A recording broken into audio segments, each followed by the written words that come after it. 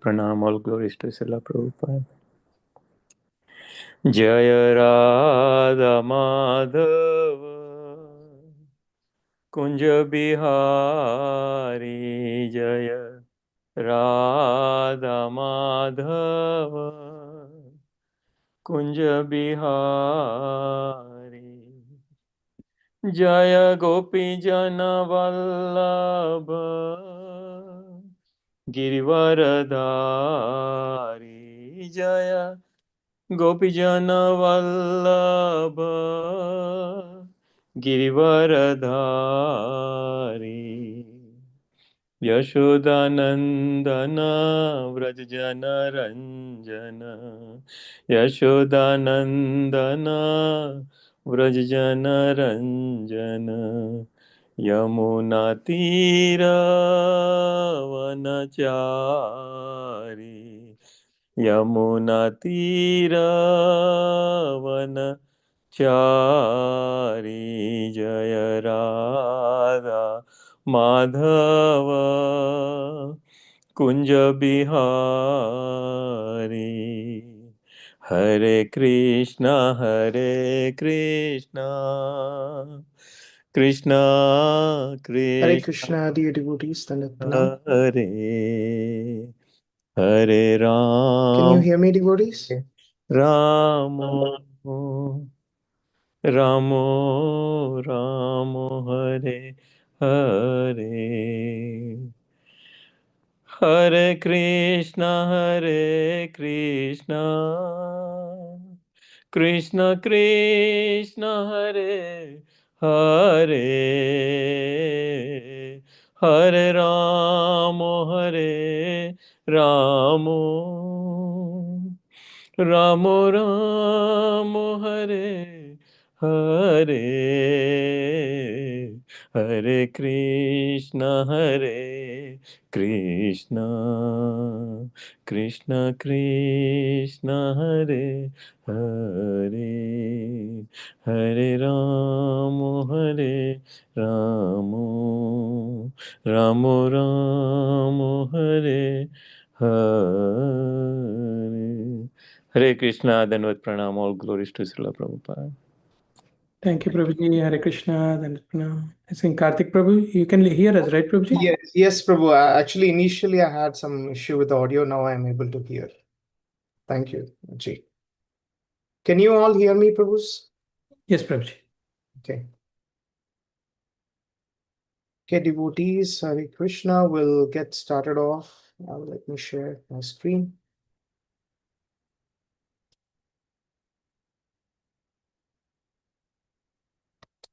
Okay.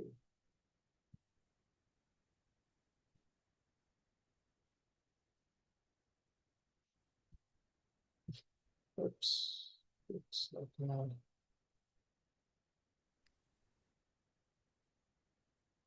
All right, we'll get started off with our invocation prayers. Hare Krishna, Prabhuji, can I read? Yes, Mataji, please. You can read. Om Agnana Timirandasya Dana Salakaya Taksur Unmilitam Ena Tasmai Sri Kurve Namaha Sri Chaitanya Manopistam Stapitam Ena Bhutale Swayam Rupa Khadamayam Dadati Padantikam Vandeham Sri Guru Sri Utapada Kamalam Sri Gurun Vaishnavamscha Sri Rupam Sagrajatam Sahaganam Raghunathavitam Tam Sajivam Sadvaitam Savadutam Parijana Sahitam Sahitam Krishna Chaitanya Devam Sri Krishna Sri Radha Krishna Pada Sahagana Lalita Sri Vaishnava Visakhan Vams Shakam Vitam Sha. Visamchasa. He Krishna Karuna Sindho Dinabandho Jagatpate Gopisa Gopika Kante Radha Kante Namastute Taptakancha Gaurangi Radha Vrunda Vaneshwari Vrisabhanu Sute Devi Pranamami Hari Priye Vanchakalpa Tarubhyascha Krishna कृपा सिन्धोभ्य एव च पतितानां पावनेभ्यो वैष्णवेभ्यो नमो नमः। श्री कृष्ण चैतन्य प्रभु नित्यानंद श्री अद्वैत गदाधर श्रीवासादि गौर भक्त वृंद। हरे कृष्णा कृष्ण कृष्णा हरे हरे, हरे राम राम राम हरे कृष्ण। हरे कृष्णा प्रभु जी, माता जी, दंडवत प्रणाम। Hare Krishna, Mataji. Thank you very much for so beautifully reciting, Mataji. Yeah, Just thank you. wanted to correct one thing here. It's Gopesha Gopika Kanta Radha Kanta Namostu. Okay. Okay. Hare Krishna. Sorry, my apology. No, that's fine, Mataji. I'm just wanted to share that. Yeah. Hare Krishna Prabhuji, for correcting me. Sure, Mataji. Thank you very much. All right, devotees. So let's get on to the verse number 6. From chapter 9, which is the most confidential knowledge. I think over the past few days, we have been going through two contrary verses, right? Verse number 4 and verse number 5. I was listening to all the discussion that the devotees were having over the past few days. I wasn't able to attend the entire call, but for the most of the call, I think at least half of the call, I was able to hear to most of what you all were discussing yesterday, day before yesterday. I really loved the conversations, contributions from devotees and their thoughts. So I'm requesting all of you to please contribute as you always do in today's session as well, devotees. So before we get into the verse, a quick recap on verse number 4. Krishna is saying, everything is resting on me. And verse number 5 is saying, nothing is resting on him. So it's a kind of a contradictory statement that Krishna has given. But I think, it for people who like me who still do not have enough knowledge to comprehend some of this, it may be a bit confusing. And if for a perfect devotee, I think we will get the gist of what Krishna is trying to explain. And as Baldev Seva Prabhu was explaining yesterday, right from chapter 1 all the way through, I think Krishna has touched upon various subject matters. And if we have understood those subject matters, I think it would relatively be less confusing for us to comprehend what exactly he's trying to communicate. It's the information that he's sharing is inconceivable, but at the same time, I think Krishna understands the fact that he has made a contradictory statement like in verse 4 and 5, and so therefore for people like me, he wants to give a further more elaboration. So in the verse number 6, you're going to see Krishna is giving some analogies, right? Sometimes I had this physics professor or teacher in my school days. The best part, I mean, I really loved physics as a subject only because of him, because what he did was instead of just giving us the theory, he would always try to give like analogies and ways to explain things practically so that it's easy for the students to understand. So the best part of Prabhupada's purports are that, for somebody like me who is still at a very naive stage, in a very like a neoscent stage in terms of my spiritual life, I think his purports really give a wonderful description of things so that it makes things much more easy for me to understand, and also in its right context. So in this verse, devotees, just giving a teaser, Krishna is trying to give some analogies to give us a glimpse of what he meant in the past two verses. So with that introduction, I'd like to get started off, and I request one of our devotees to please volunteer to read the verse number 6.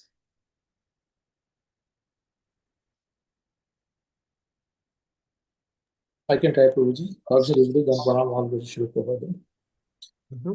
Itaksha sthito nittam vayu sarvatra go mahan तथा सर्वाणि भूतानि मत्स्थानि स्थानित्व उपाधारय। हरे कृष्ण।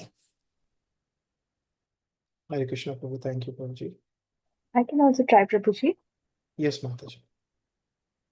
यथाकाशस्थितो नित्यं वायुः सर्वत्र गो महान् तथा सर्वाणि भूतानि मत्स्थानित्युपधारय। Hare Krishna. Hare Krishna, Mataji. Thank you, Mataji. Can we have one more devotee recite the verse? Can I read? Can I try, Prabhuji? Yes, yes, Mataji, please.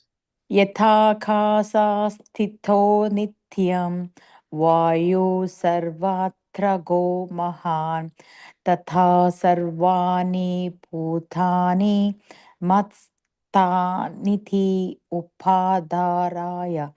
Hare Krishna, Prabhuji, stand pranam. Hare Krishna. Thank you, Mataji. All right, we'll have one devotee read through the synonym and the translation. Please. I can go, Prabhupada.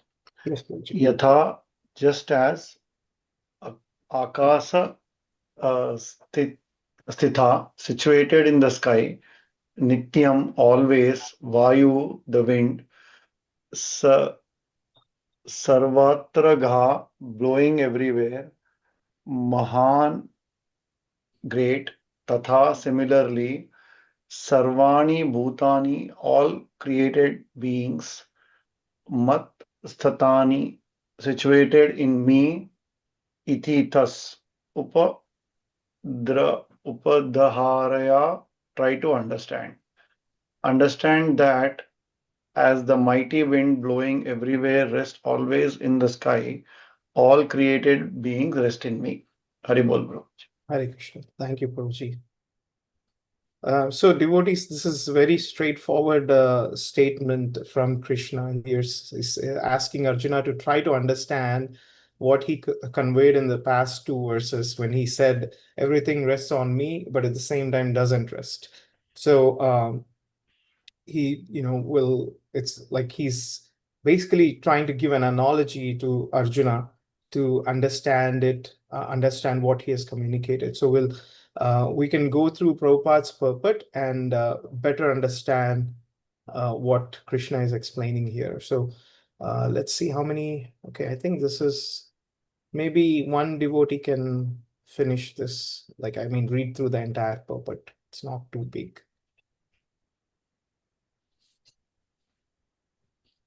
Can we have any devotee, or maybe one of you can read the first paragraph and then the other one can read. Yeah, I think it's good, Prabhuji.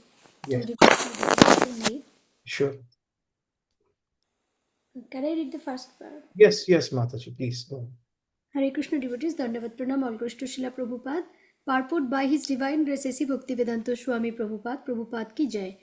For the ordinary person, it is almost inconceivable how the huge material creation is resting in him. But the Lord is giving an example which may help us to understand. The sky may be the biggest manifestation we can conceive. And in the sky, the wind or air is the biggest manifestation in the cosmic world. The movement of the air influences the movements of everything. But although the wind is great, it is still situated within the sky. The wind is not beyond the sky. Similarly, all the wonderful cosmic manifestations are existing by the supreme will of God, and all of them are subordinate to that supreme will. As we generally say, not a blade of grass moves without the will of the Supreme Personality of Godhead. Thus, everything is moving under His will. But His will, everything is being created, everything is being maintained, and everything is being annihilated. Still, He is aloof from everything, as the sky is always aloof from the activities of the wind. So, Prabhuji, will I summarize it? Yes, Mataji, please. So here Prabhupada is saying about the position of the Lord and his inconceivable nature.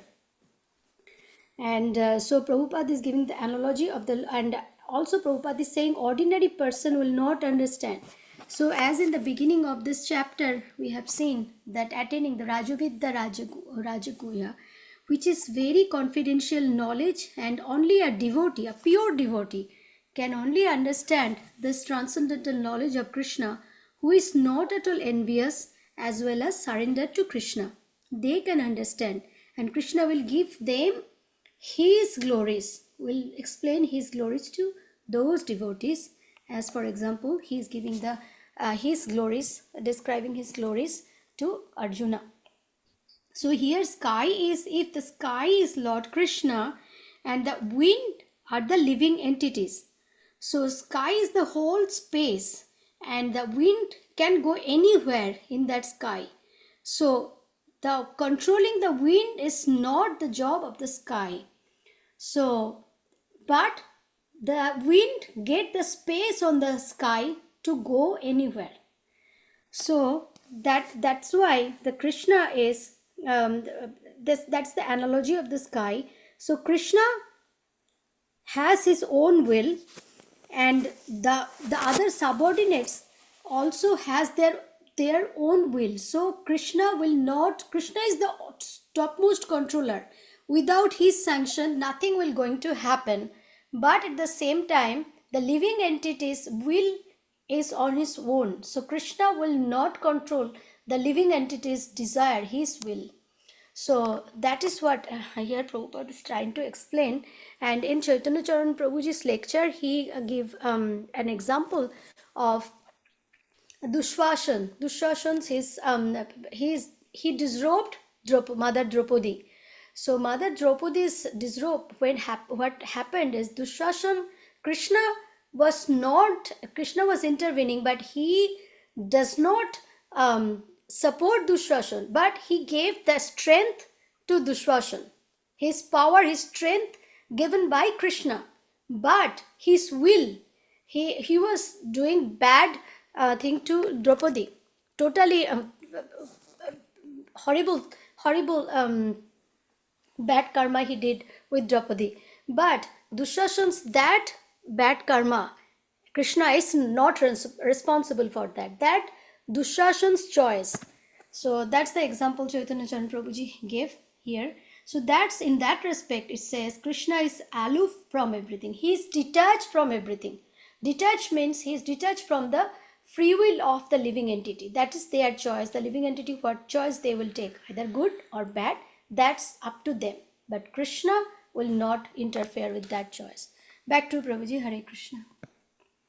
Hare Krishna Mataji, thank you very much for so nicely explaining with the example, Mataji.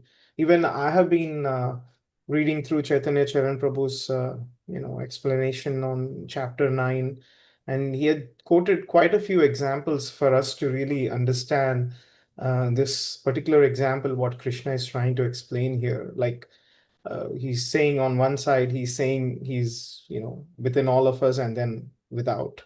So we'll go through the next couple of paragraphs as well and try to understand this overall. Maybe we have one other devotee read through these the remaining two paragraphs, please.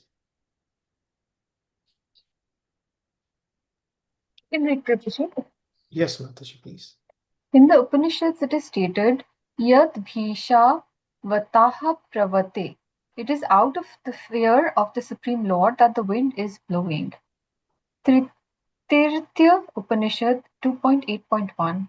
In the Brihad Ananyaka Upanishad 3.8.9, it is stated, Etasa va eksarasya prasasane gargi surya chandramasau vidhrutau tisthat etasya va aksarasya parasasane gargi dhyav aprithivyau vidhrutau तिष्ठातः. by the supreme order under the superintendence of the Supreme Personality of Godhead, the moon and the sun and the other great planets are moving.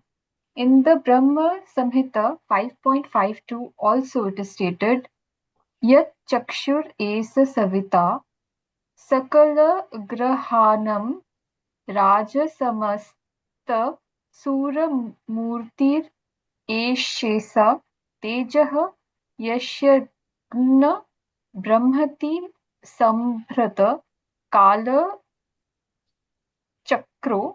गोविन्दम् आदिपुरुषं तम् aham bhajami. It is a description of the movement of the sun. It is stated that the sun is considered to be one of the eyes of the Supreme Lord and that it has immense potency to diffuse heat and light. Still it is moving in its prescribed orbit by the order and the supreme will of Govinda. So, from the Vedic literature, we can find evidence that this material manifestation, which appears to us to be very wonderful and great, is under the complete control of the Supreme Personality of Godhead. This will be further explained in the later verses of this chapter. Hare Krishna Prabhuji. From what I'm understanding, the gist is that everything that is happening in this world is really happening according to the wishes of Krishna. Even the sun that is revolving in its own orbit, it is so powerful, it can go anywhere, but still it is moving in its prescribed orbit because of the fear of Lord Krishna. Then Prabhupada goes on to say that this will be explained further in other chapters. I understood this much, Prabhuji, if you can explain more. Hare Krishna. Hare Krishna, Mataji. Thank you very much for that explanation, Mataji. So devotees, I think it's very clear, right? I mean, the best part of understanding and reading through Prabhupada's purports is, Prabhupada quotes different scriptures here. In this case, he's referring to a couple of Upanishads, the Taittiriya Upanishad and the Brihadaranyaka Upanishad, where he's kind of, like talking about, and it's also mentioned about the Brahma Samhita as well. Krisha Mataji, you have any question? Yes, Prabhuji, I'm not able to understand what it means that it is out of fear of the Supreme Lord that the wind is blowing. I mean, how can someone be like in fear of Supreme Lord? It's confusing. I'm sorry, Mataji. So, well, I would say, when Prabhupada is mentioning the fear of the Lord, right? I mean, I think the way how I am perceiving it is under the direction of the Lord, is where, everything is happening in this material world, right? So, like, for example, there is, we know, anybody who understands the space science, we all know the entire, the galaxies and the Milky Way galaxy where our solar system resides, and all these planets, they're literally floating in the air, right? And how would that happen, right? And that energy of the Lord is what is driving or holding these planets in its orbit and keeping them in their right position. And we have been discussing over the past few chapters that when Krishna has unlimited energies and different forms. So the one that we refer to as the personal form is the Bhagavan. Likewise, we also see Krishna's energies, Krishna is also as Brahman, as a spiritual effulgence. He's also as Paramatma in everyone's, like every single atom that is in this material creation. So in other words, there's a differentiation between like a personal form of the Lord and his energies. So in other words, I think what I am understanding is that all the energies of the Lord are trying to keep things, especially in this material creation. So all the energies of the Lord are the ones that are responsible for creation, maintenance, and annihilation. The Lord himself, as a personal form, he's not really engaged in any of these material affairs. Rather than that, his energies are kind of really controlling this whole thing. So I think yesterday or day before yesterday, one of our devotees gave the analogy that so in the context of this, let's say, for example, you're a politician, you're a president of a country, but And then there is a local, police or a local authority as well, right? Like there's a local administration, like there's a mayor for a given city, and then under the supervision of that mayor, you have like different departments that are running and functioning.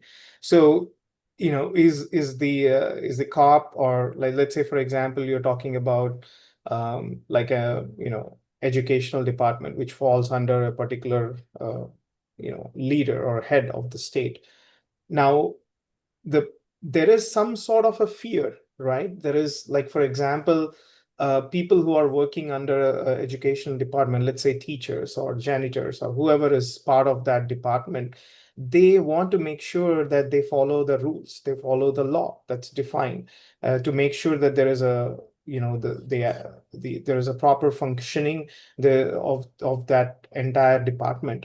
So if, let's say for example, my understanding is that when Prabhupada is using the word fear, in one sense, people who are working have some kind of a fear. Like there are two things. One is you can work with a lot of love and affection, like let's say for example, you're working everybody is working, right?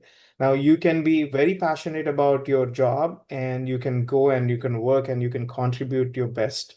For those people, there's no fear, right? Because you're giving your 100%, and that's what the expectation is by your management. But let's say if you're not giving your 100%, there's always a fear that, oh, my manager would say something to me, or he's going to give me bad ratings or something like that. So in that sense, I think I can relate the word fear, but not necessarily like, Vayudev is wind god, but wind god is not really scared of Lord Krishna, and therefore he's blowing. But he's actually, as a devotee of the Lord, he's serving the Supreme Lord. So that is how I am understanding this. Yeah, Prabhuji, who is the wind god, Prabhuji? The Vayudev, you're Vayudev. Oh, okay. Hare Krishna. Thank you. Yes, Mataji. I think we call it Varun Devta, right? Kartik Prabhu? Varuna Dev is for rain god, right? Rain. Varun is okay. Water, Pavan Dev. Pavan Dev. Pavan. Yeah, Pavan. Pavan Prabhuji is or here. Vayu. Yeah, Pavan Prabhu Yeah. is the yes. Haribol Prabhuji. Yeah, so that is how I perceive Mataji. Like obviously everything in here in the material creation is under the supervision of the Supreme Lord, right? Like, they are not aloof from the Supreme Lord's supervision. Like everything, literally, the sun is rising, sun is setting, we have days and nights. Every single miracle that we see in this cosmic manifestation is purely controlled by the energies of the Supreme Lord. And if not, uh, there's no other possible explanation on why, how this could happen, right? Like, and in such a meticulous fashion, things would not work, in the nature without the supervision of the Supreme Law, Supreme Personality of Godhead. So I think that's how I understand, and I request devotees to please add any additional points. Krishna Mataji, is that okay? Or Yes, Prabhuji, it's perfect. Thank you so much. Like it's out of fear means under supervision of Krishna, we can say that. yes, You very well explained it. Thank you, Prabhuji. sure, Mataji. And the devotees, a couple of other things as well, right? In the context of what Baspati Mataji explained, there are different examples, right? Like there were different examples where there are people who typically say whatever happens, happens for the good, right? I think this is a very common saying that we keep hearing from people. But Bhagavad Gita actually doesn't really support that statement. Like whatever happens, happens for the good. In fact, I was with an impression before reading some of the descriptions that Charan Prabhu was giving. Like I'm going to have some of our devotees read through his examples as well in this session.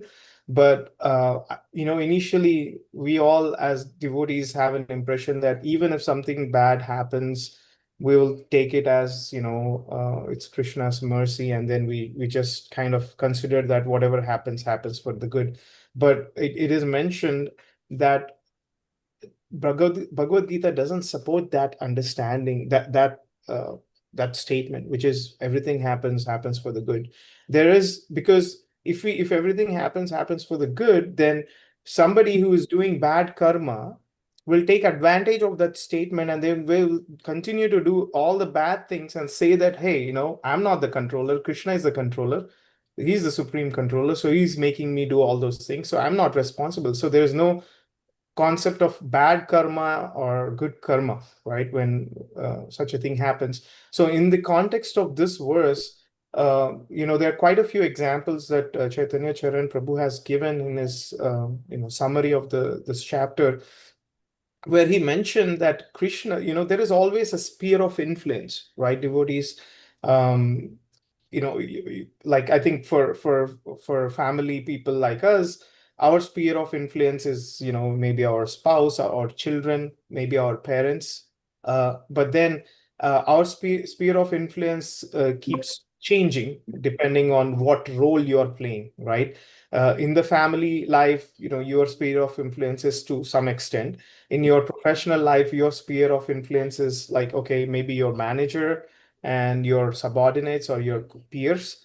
And then if you go beyond that, let's say for somebody like a politician, their sphere of influence is much bigger because they interact with a lot of people, they have a lot of influence. For somebody like a head of the state, or like the president of the country, their sphere of influence is much larger, because whatever the decisions they make, whatever the statements that they make, have an impact on not just on a few individuals, but the entire society.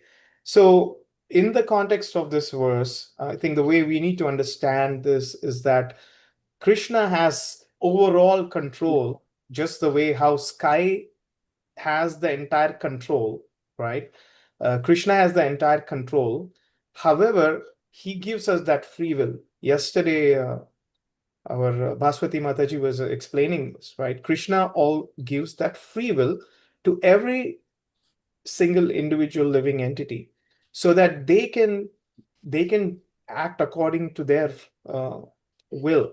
So even though Krishna is providing us that ground or an environment, sorry, devotees, even though Krishna is providing us that environment, he is not really telling us, or he's not dictating what decisions we have to make.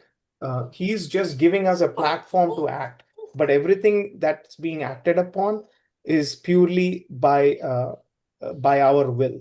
So in the example also, it's clearly mentioned, right? Wind can go left or right. Does the sky has control over it? No, the wind can go left and right. It has that free will. It has that choice. Whereas, can the wind survive beyond the sky? No, absolutely not. So it's still within the limitations of the sky, but it has its own free will. So likewise, all of us, the living entities, are still within the energies. We are kind of bound by the limitations of the energies of the Lord, but we still have, within our own capacities, have our own limited free will, which really determines what actions we take and what karmic reactions we end up getting through those actions. I saw some devotee raising their hand. I think Mahesh Prabhu, you want to add something to it? Yes, Prabhuji. Yeah. I mean, it is a real nice explanation given by the devotees here. Yeah, and I see the connection between the verse 4, 5, and 6 together. Means if we read like separately, then it doesn't make sense. But if you make a sense if you combine it together, like in verse 4, Lord is saying that. Mm, my unmanifested form, this entire universe is pervaded, and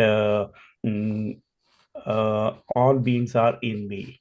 Then the next verse, he's saying that I am the maintainer of all living entities and I am everywhere.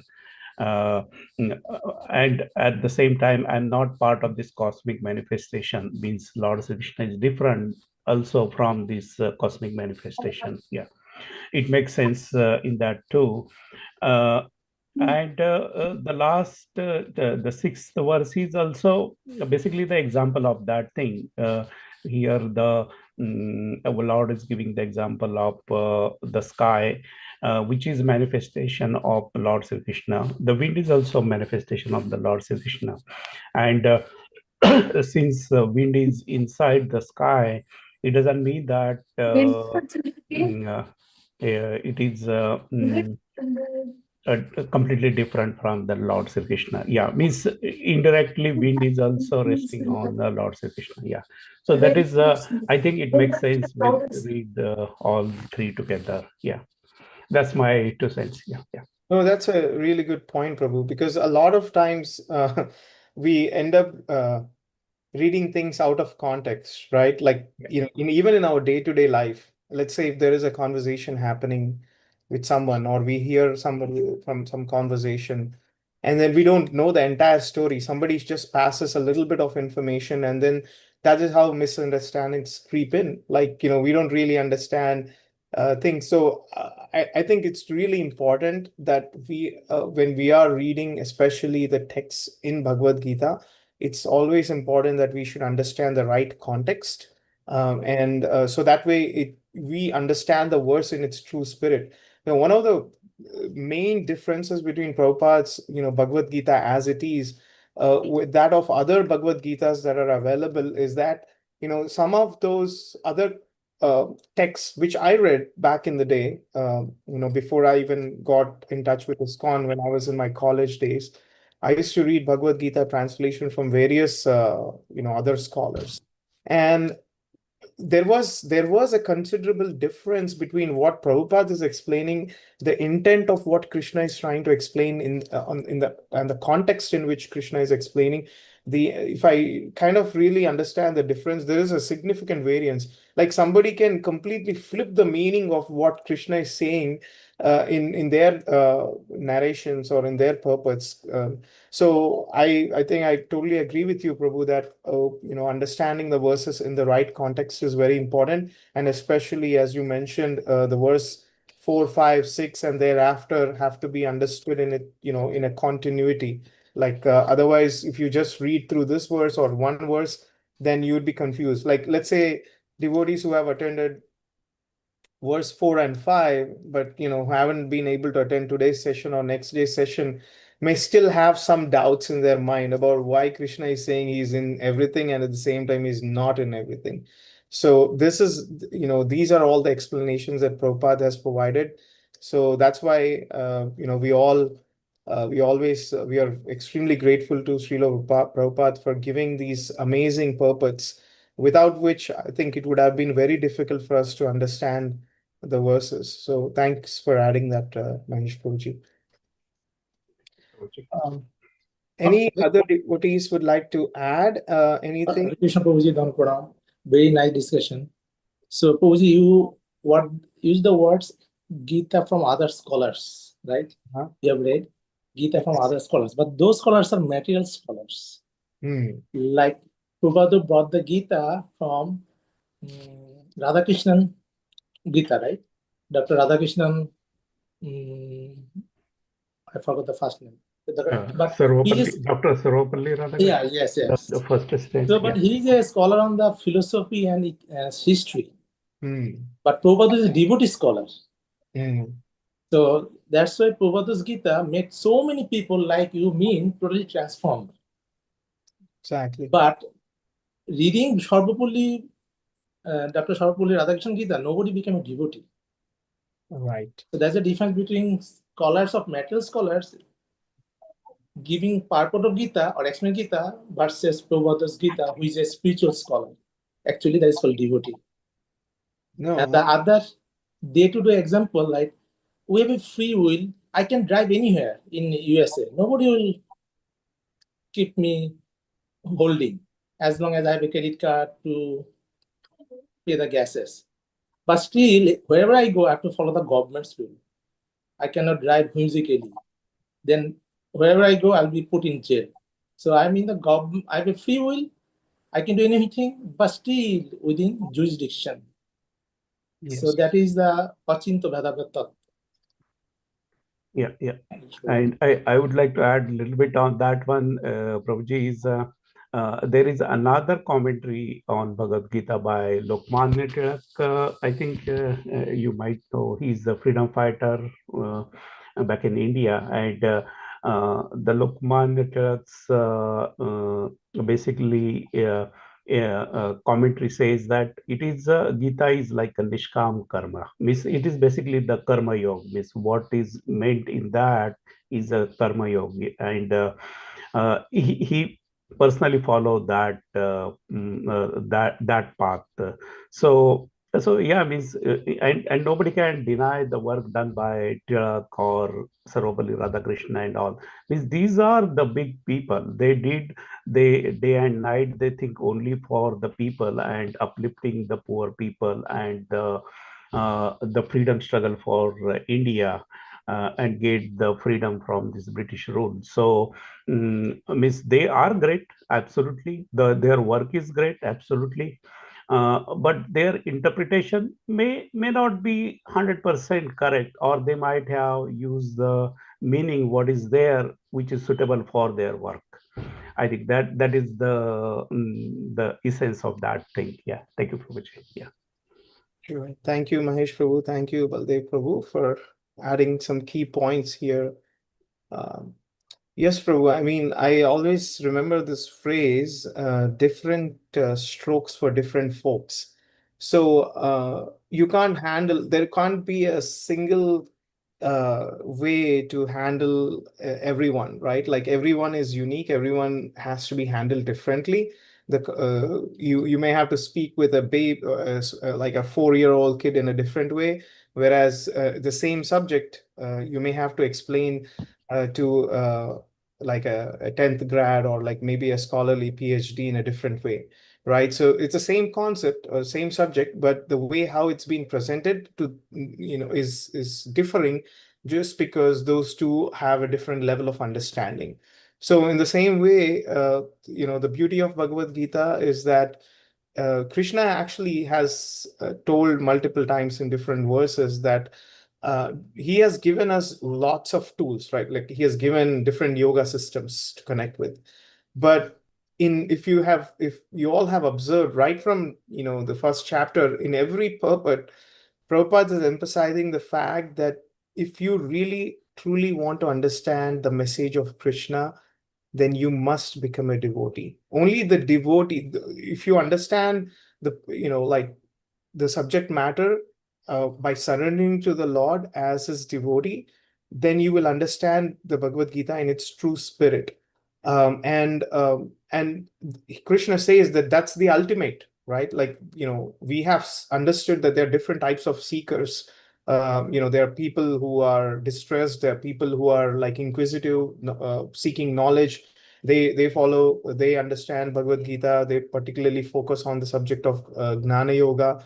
There are people who try to understand the Bhagavad Gita through the medium of Ashtanga Yoga system. We have read through that in the past few chapters.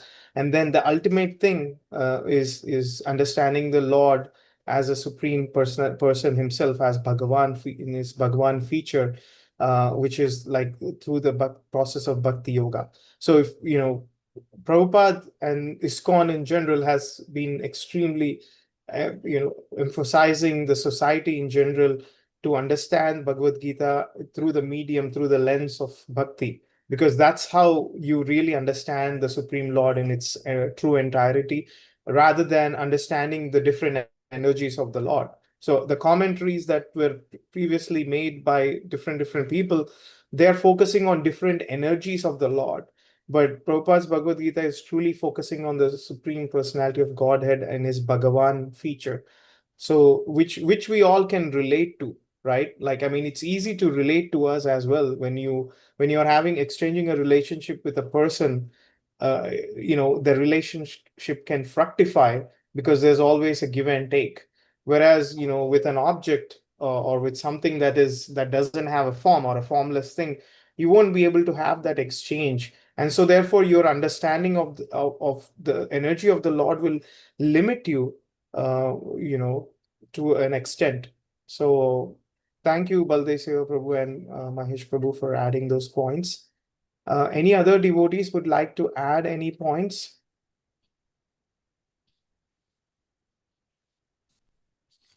I'm trying to see if we can have verse number 7 also, because this is relatively short, devotees. If we can quickly go through that, unless if any other devotees have anything to talk about on verse number 6. So Karthik Prabhuji, I would like to know more on that Brahma Samhita, that 5.53 is mentioned over there, right? So what exactly is that talking about? Chakshar Isha. I'm not see any translation as such. This is what it is, Prabhu. This is a description of the movement of the sun. So okay. what is explained here is in the Brahma Samhita reference. It is said that the sun is considered to be one of the eyes of the Supreme Lord, and that it has immense potency to diffuse heat and light. Still, it is moving in its prescribed orbit by the order of the supreme will of Govinda. So from the Vedic literature, we can find evidence that this material manifestation, which appears to be very wonderful and great, is under the control of the Supreme Personality of Godhead. So in this verse, it's emphasized that, I think particularly Lord Brahma is talking about the sun god, and is saying that how powerful the sun is, and how potent it is. But despite of being so powerful, it's still staying within its own orbit, only under the supervision of the Supreme Lord's energies. So I think that's the reference that this verse is talking about. Again, the essence of this is the quoting this verse by Prabhupada is that that everything that you see in the material world is running under the supervision of the Supreme Lord. Is that okay, Prabhu, or you want to? Maybe I will read on the Brahma Samhita. Yeah, maybe. Yeah. Okay. Thank you, Prabhuji. Yeah. I am not 100% get it, but yeah, we can. Prabhuji, the vedabase.org, I'll share with you. Vedabase.org. There's everything, Brahma Samhita, all that this explanation, everything there. Everything. Okay. I'll share with you the link. Yeah. Thank you, Prabhuji. Yeah. So, Prabhuji, Karthik Prabhuji. Yes, Mataji.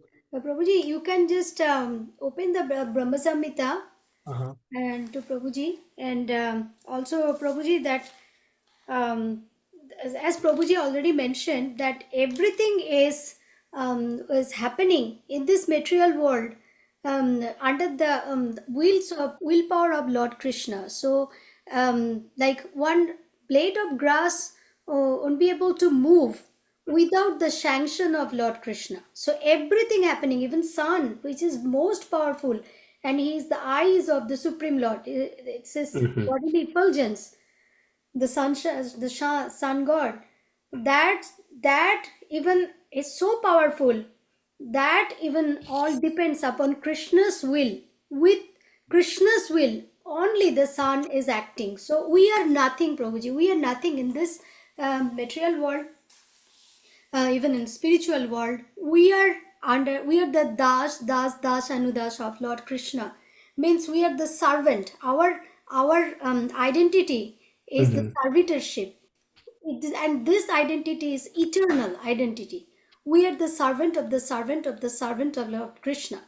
So without his will, we won't be able to move a single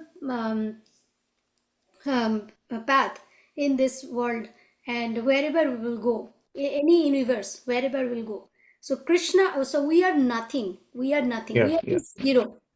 So that's what in Brahma Samhita Lord Brahma is admitting, that Krishna is everything, because Lord Brahma in Krishna Lila in Vrindavan, Lord Brahma actually tried to see Krishna's power. He was kind of doubtful about Krishna's power. So what he did is he stole all the cowherd boys of Krishna's friends for 1 year. And Krishna manifested all the cowherd boys, and no one knows for 1 year that that is Brahma's 1 year, that Krishna, that is not those cowherd boys. Their parents, everyone thought that that's Krishna, that's those are the cowherd boys. But no, those are the different manifestations of cowherd boys of Krishna. So all of the cowherd boys were like Krishna. He manifested all the cowherd boys, and all those cowherd boys was being loved by their parents a lot. So the mothers of those cowherd boys thought for that 1 year that they did not understand that those boys are Krishna himself. So they loved them much more than their own boys. So that is Krishna, that is his potency, that is his effulgence, that is his quality. So beautiful, wonderful. And then Lord Brahma actually asked forgiveness for Krishna, and then he prayed to Krishna, and then give back all those cowherd boys, and then he understood his power, his potency of Lord Krishna's potency, Lord Brahma. So Prabhu, that's what I just would like to add. Hare Yeah, Krishna. yeah. Thank you, Mataji. Yeah, definitely. Yeah, it helps. Yeah, to understand. Yeah, correct.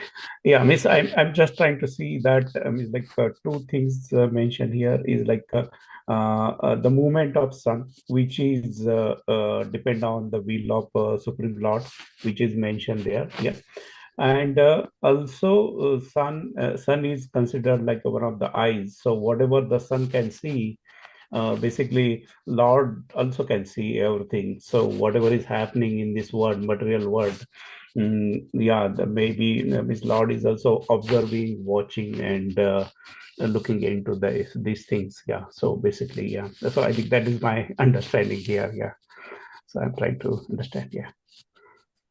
Sure. Thank you, Mahesh Prabhu, and thanks, Paswati Mataji, for explaining about the Brahma Vimohana Leela. So, Prabhu, you can maybe, if you want to understand about that pastime, you can search for Brahma Yeah. Vimohana Leela. Yeah. But yeah, and I think as I was showing here, so again, understanding the context in which Brahma is experiencing different things. You see, the verse says, "The sun, who is the king of all the planets, full of infinite effulgence, the image of the good soul, is as the eye of this world. I adore the primeval Lord Govinda, in pursuance of whose order the sun performs his journey, counting the whole wheel of time." So Brahma is saying that, sun god is like, he's the king of all the planets, and he has so much power, he's got so much effulgence, and he is literally the eye of the world, right? Like, as you explained, he can see literally everything that's happening. Everything, yeah. So despite of him being in that position, he's still following through the orders of the Supreme Lord. Supreme Lord, yeah.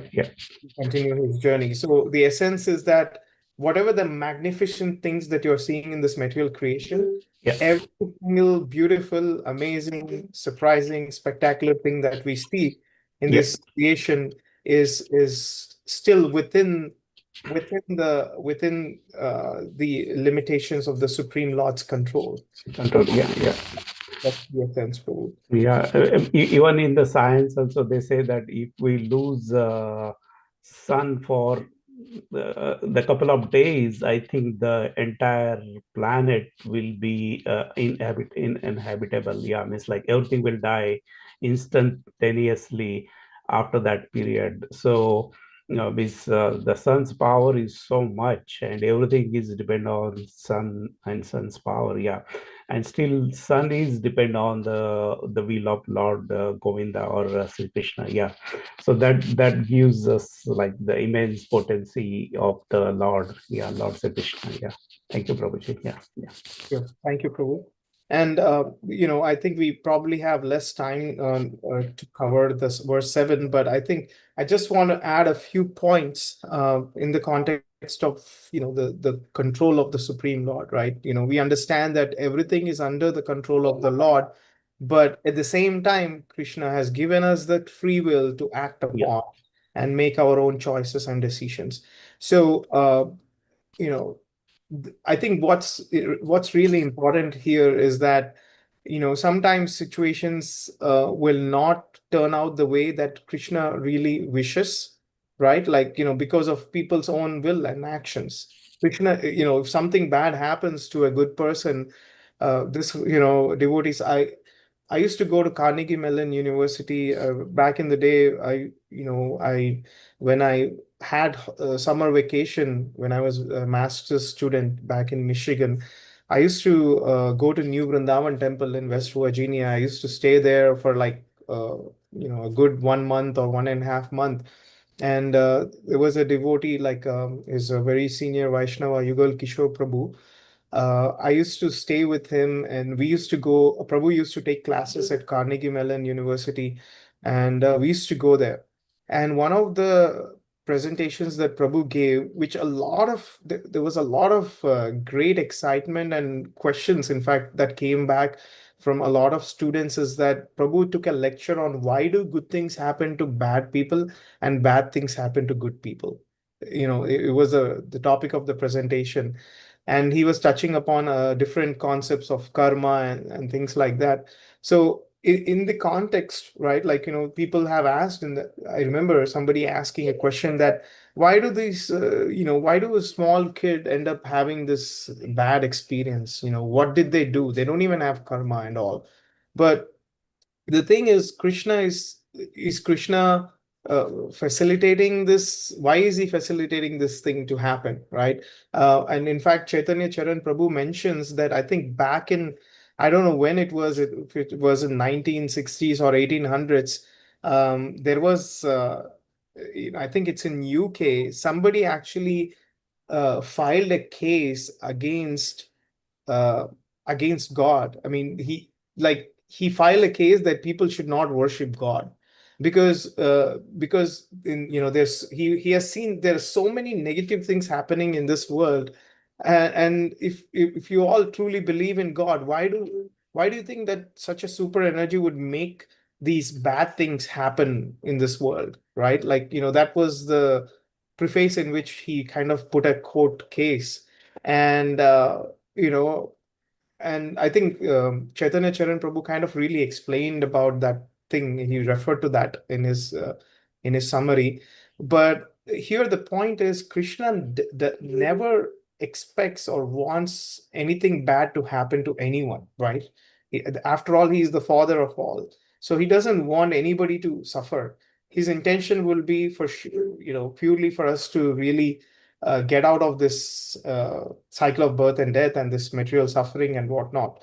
But at the same time, he gives us that platform, but at the same time, he might have the overall control of what is happening, but he doesn't really interfere with what choices we make. So Prabhu also mentioned this thing that when uh, Vidura made all possible efforts, trying to convince Duryodhana not to wage a war with Pandavas, because right from day one, first thing, Vidura is a very noble soul. He's a great devotee of the Supreme Lord, and he made efforts. He went, he tried to educate Duryodhana. He tried to explain him what he was doing wrong, and his wrongdoings with the Pandavas. And he insisted that Duryodhana do not go for a war, because it's going to create a lot of pain to a lot more people, like, the families and soldiers and whatnot. But Duryodhana did not listen to Vidura, and in fact, he kind of disrespected him in some sense. And the moment Vidura experienced that disrespect from Duryodhana, I mean, he could react in a couple of ways, right? Like, he's seeing something bad that's going to happen, and he doesn't have the control to contain it. And so he could either take it completely negative and then create a lot of vengeance towards Duryodhana because he's acting in bad order, or he has another choice.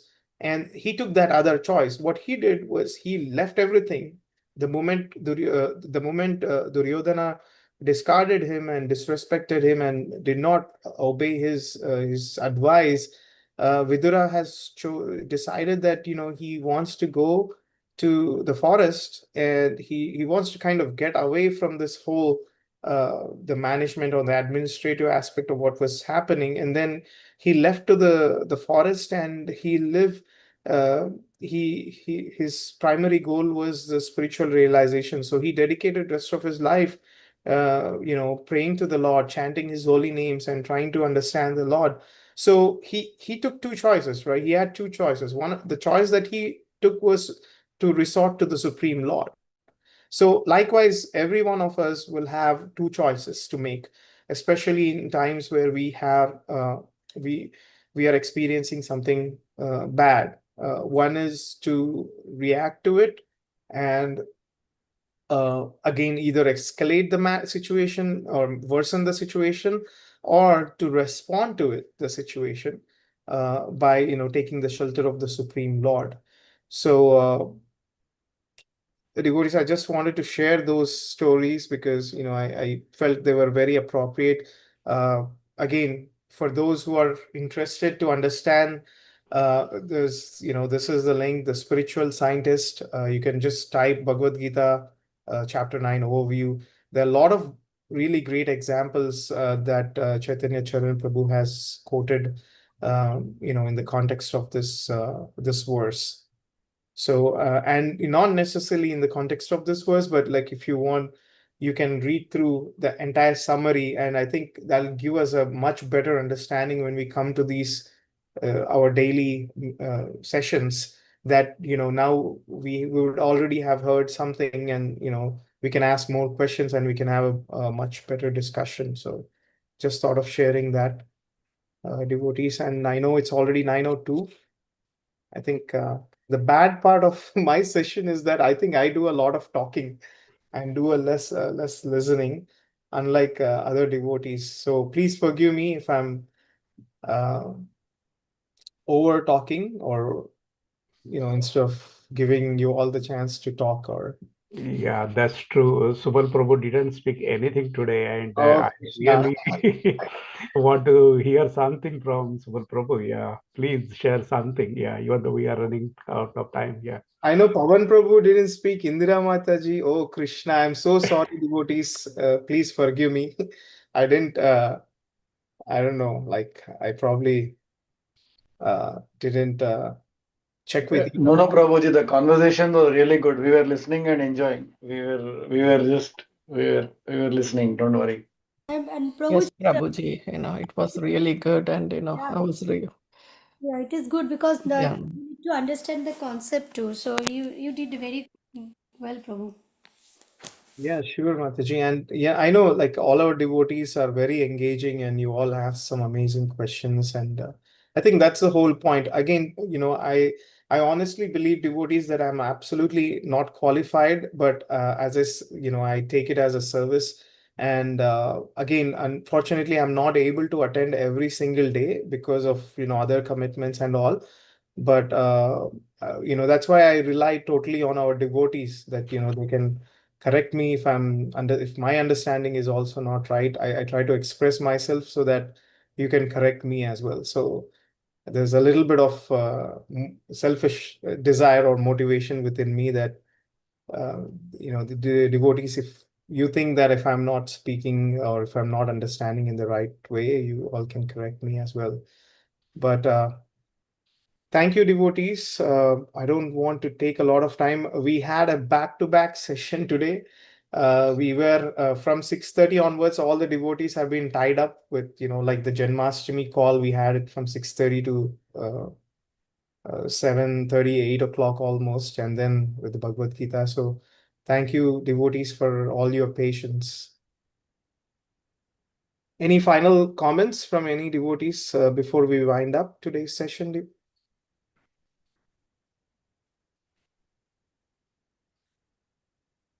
Okay, so looks like we don't have any comments.